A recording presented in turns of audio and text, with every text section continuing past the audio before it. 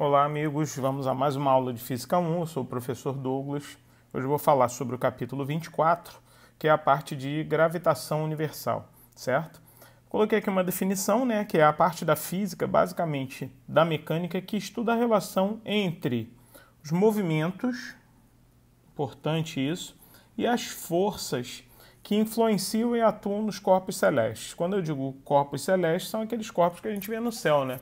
Que são as estrelas, os planetas, os cometas, né? Os meteoros, meteoritos e assim, né? Existe uma relação lógica, uma lógica entre esses movimentos, tá ok? E essas forças, tá bom?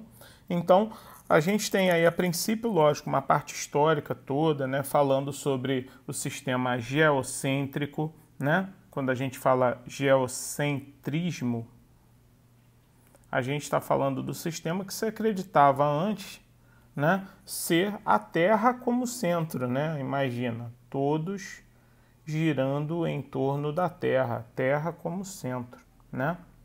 Então, isso foi visto que foi um sistema mais dito pela igreja, né, para poder adquirir e angariar fiéis para ela, né?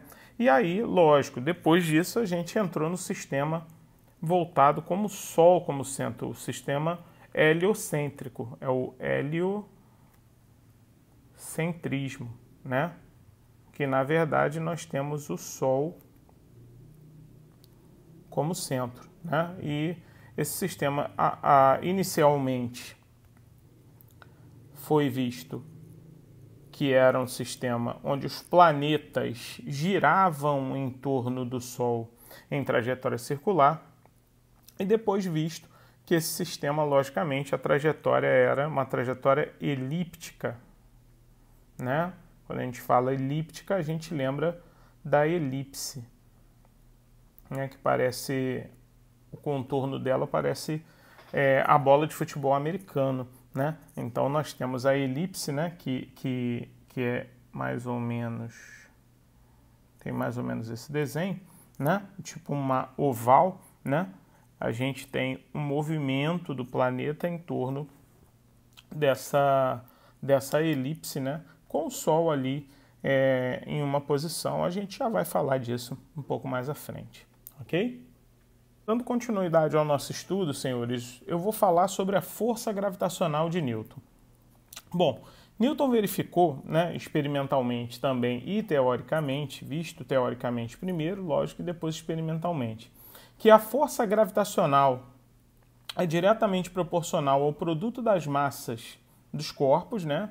Esses corpos podem ser celestes, ou pode ser eu com a Terra, né? Ou eu com você, tá ok? A força gravitacional, ela tem essa característica, tá? É diretamente proporcional ao produto da massa desses corpos e inversamente proporcional ao quadrado da distância do centro dos corpos.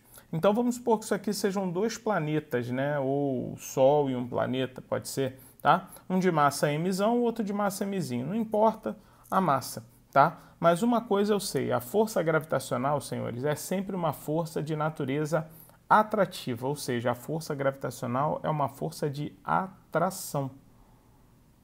E ela respeita a terceira lei de Newton, ou seja, é uma força que tem mesmo módulo, mesma direção, mas sentidos opostos. Então, se você desenha aqui a força gravitacional, que eu vou chamar de Fg aqui, aqui também vai ser a mesma força gravitacional Fg, independente das massas, tá? Essa massa, ela pode ser maior que essa, ou essa maior que essa, não importa, ok, senhores? A força, ela é sempre a mesma, porque ela tem mesmo módulo, mesma direção e sentido contrário, e ela é de natureza atrativa, ela é uma força de atração. Então, a força gravitacional, escrita da forma que nós falamos, né, senhores? Ela é diretamente proporcional ao produto das massas, ou seja, mzão vezes mzinho, e inversamente proporcional ao quadrado da distância, né? Mas aí, senhores, se é proporcional, é sinal de que tem alguma coisa multiplicando ainda elas. Sim, tem sim. É o tal do Gzão, ok? Esse Gzão nós chamamos de constante de gravitação universal. Senhores, essa constante de gravitação universal, tá? Ou constante gravitacional, tanto faz, não é a aceleração da gravidade. Ok, amigos? Então, que fique bem claro para você, tá? Que para mim já é, que não é, esse Gzão não é a constante, né? Não é a aceleração da gravidade. Até porque a aceleração da gravidade, senhores, já vou logo falando aqui para vocês, depende da distância até o centro desse planeta. Tá? Então a gente vai buscar até inclusive uma fórmula para se calcular a aceleração da gravidade de um planeta. E essa constante gravitacional, senhores, ela tem um valor, ela vale aproximadamente 6,67 10 elevado a menos 11 Newton metro quadrado por quilograma ao quadrado. Ai meu Deus, né? Eu preciso gravar isso tudo. Na verdade, só para você saber esse valor, na maioria dos casos a gente não usa nem 6,67, né? Que já é uma aproximação. A gente usa 6,7 para ficar mais fácil, né? Então, tá aí para vocês a fórmula da força gravitacional de Newton, tá certo? Continuando então, nós vamos falar agora sobre um grande estudioso chamado Johannes Kepler, alemão, né?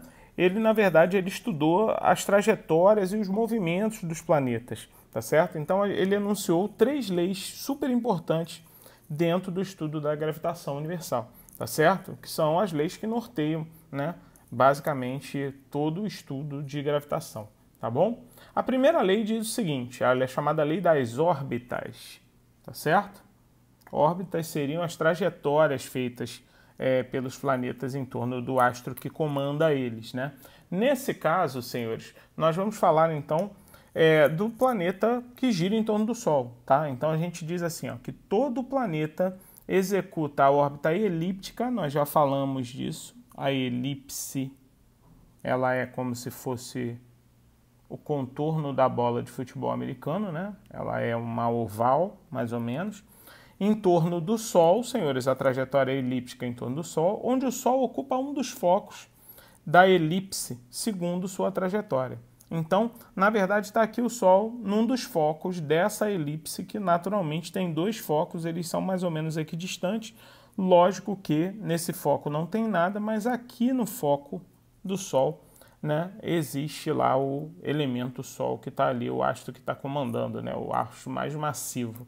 Né? Todos os outros planetas orbitam em torno dele. Vamos supor que aqui seja um planeta qualquer orbitando em torno do Sol. Pode ser Vênus, Marte, Mercúrio, Júpiter, Saturno, Netuno, Urano, né? Que são os planetas do nosso sistema solar. Né? Então vamos supor que eu tenho aqui um planeta e ele está orbitando em torno do Sol em trajetória elíptica. Essa trajetória elíptica é a trajetória que todo planeta faz em torno do Sol. Ok? Quando o planeta ele está perto do Sol, senhores, nós chamamos de sistema heliocêntrico, porque o elemento básico, né, resultante lá do Sol, é o elemento hélio, né, que a gente chama de hélio. Né? Por isso, senhores, ele transforma hidrogênio em hélio. O Sol é uma bomba de fusão nuclear, tá certo? Então, na verdade, ele funde, ele não é uma bomba de fissão. Tá certo? Então a energia que ele gera é graças à fusão do hidrogênio em hélio, tá bom?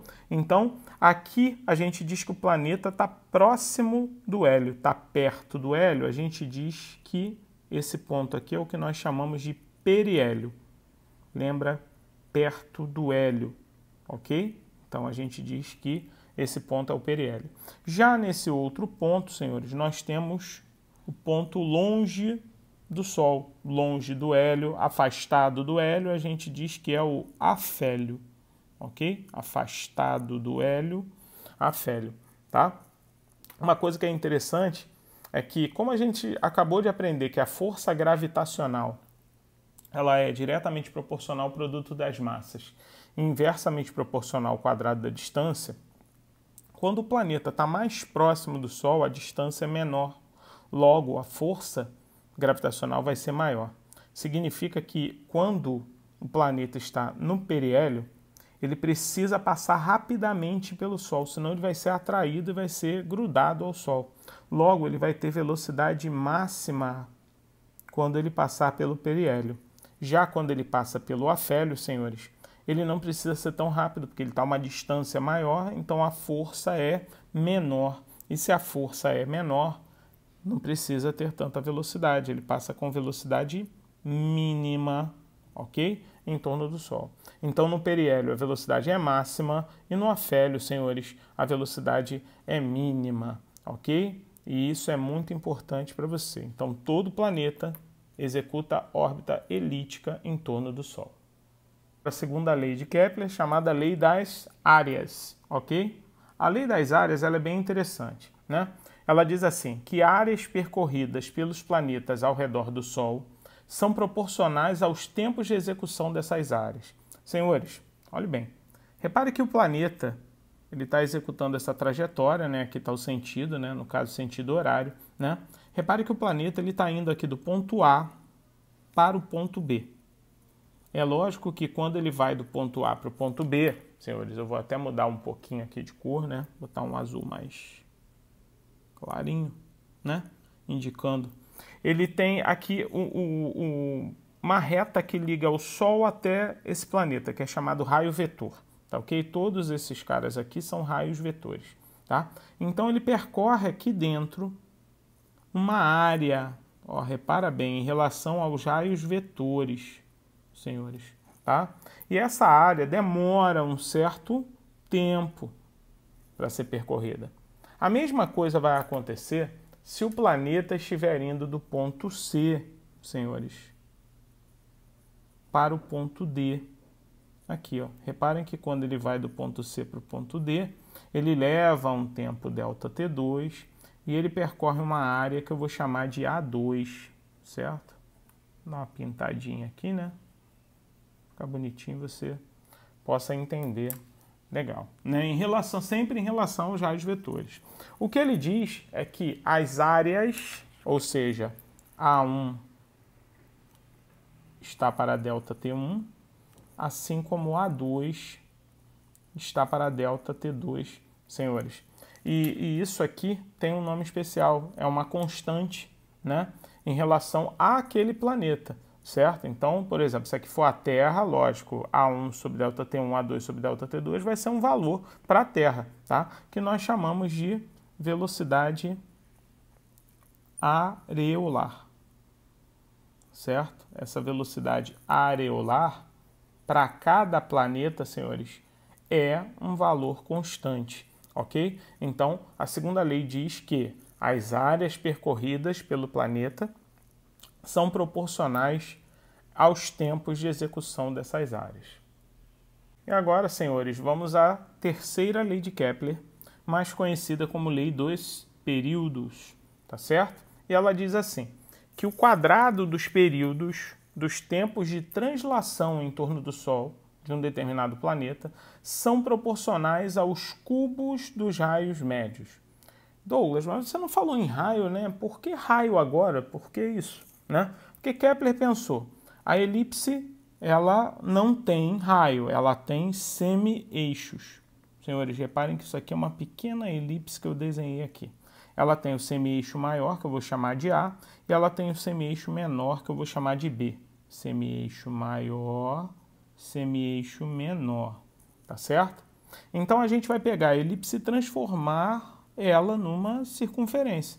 E essa circunferência, senhores, ela tem um que nós chamamos de raio médio, ok? E esse raio médio nada mais é do que a média dos semi-eixos, ok? A mais B sobre 2. Nada mais justo, né, senhores? Eu transformei a elipse numa circunferência, foi o que Kepler fez. Na verdade, para poder deduzir essa lei, a gente vai fazer isso um pouquinho mais à frente, tá bom? Mas é bem clássico da gente que eu tenho aqui o Sol, o raio médio do planeta 1, que eu chamei de R1, e o período, que é o tempo que ele leva para executar uma volta, tá? Aqui nós temos o segundo planeta, planeta 2, que tem um raio médio R2 em relação ao Sol, né? A elipse já transformada em circunferência, e um tempo T2, que é o tempo que ele leva para dar uma volta em torno do Sol. Então a gente diz o seguinte, essa lei é a mais simples, né? O quadrado dos períodos são proporcionais ao cubo dos raios médios, senhores. Quadrado dos períodos, novamente, proporcional ao cubo dos raios médios, né? Então, ficou bem fácil para vocês, né? Para mim também ficou, que T1 ao quadrado sobre R1 ao cubo é T2 ao quadrado vezes R2 ao cubo. Certo, amigos? Vamos agora ao cálculo da aceleração da gravidade. Imagina que você tem um planeta de massa mzão e um corpo de massa mzinha a uma certa altitude h desse planeta, ok? O raio do planeta eu chamei de R, né? Eu estou considerando o planeta esférico, tá? E o centro do planeta aqui no ponto C, tá certo? Quais são as forças que atuam nesses corpos? Ah, Douglas, força que tem massa, logicamente, vai ter a força gravitacional. Perfeito. A força gravitacional é a primeira força que eu desenho no sistema. Essa força gravitacional ela atua aqui, ó, no centro da Terra, certo? Só que existe nesse local, lógico, ali perto ao corpo, junto ao corpo, nessa altitude, uma aceleração que eu chamo de aceleração da gravidade, é o que a gente chama de G, certo? Lembrando que a aceleração da gravidade, ela também tem um nome especial, senhores. Ela também é chamada de campo gravitacional, certo? Então, se alguém algum dia falar para você a aceleração da gravidade, você diz também que é o que nós chamamos de campo gravitacional, tá? Outra coisa também que é importante é que essa aceleração com a massa do corpo, senhores, vai gerar uma força vertical e para baixo, no caso, voltada aqui para o centro da trajetória. Essa força ela tem um nome especial.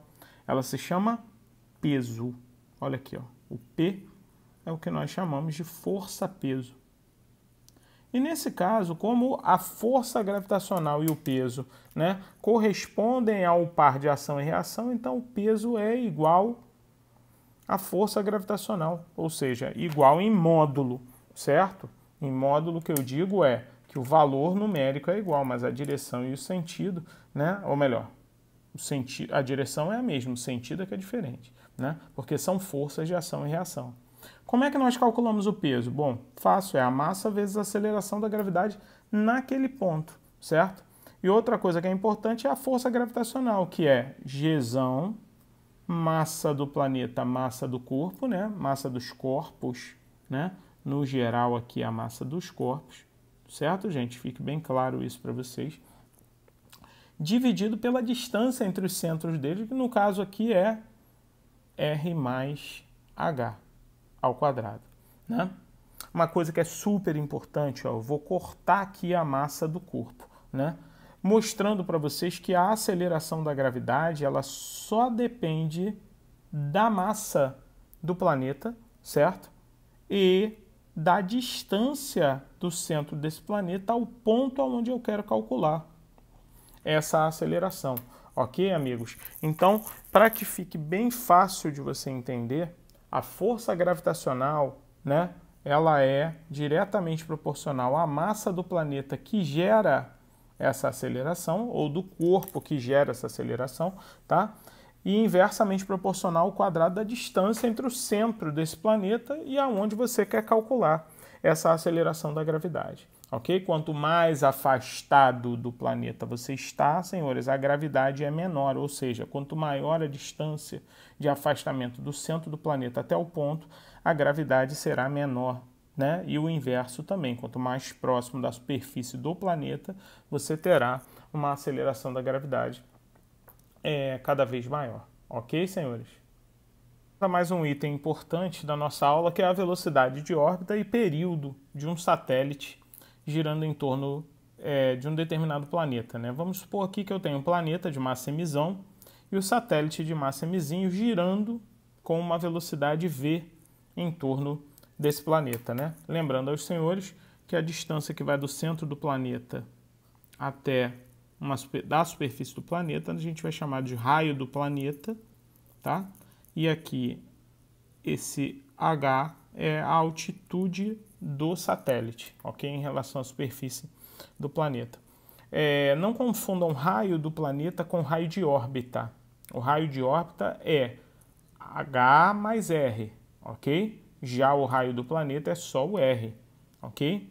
Para nós fazermos o cálculo disso, senhores, é simples. Nós sabemos que a única força que atua aqui é a força gravitacional, tanto no satélite quanto no planeta, né? Força gravitacional, senhores, que naturalmente ela poderia ser considerada até o peso, né? Mas na verdade, nesse caso, como ele está girando em torno do planeta, a força gravitacional, senhores, será a força centrípeta. E como eu quero a velocidade, vai ficar assim, então, ó, Gzão, Mzão, Mzinho, massa do planeta, massa do satélite, sobre R mais H ao quadrado. A força centrípeta será massa do satélite, porque quem gira é ele, né?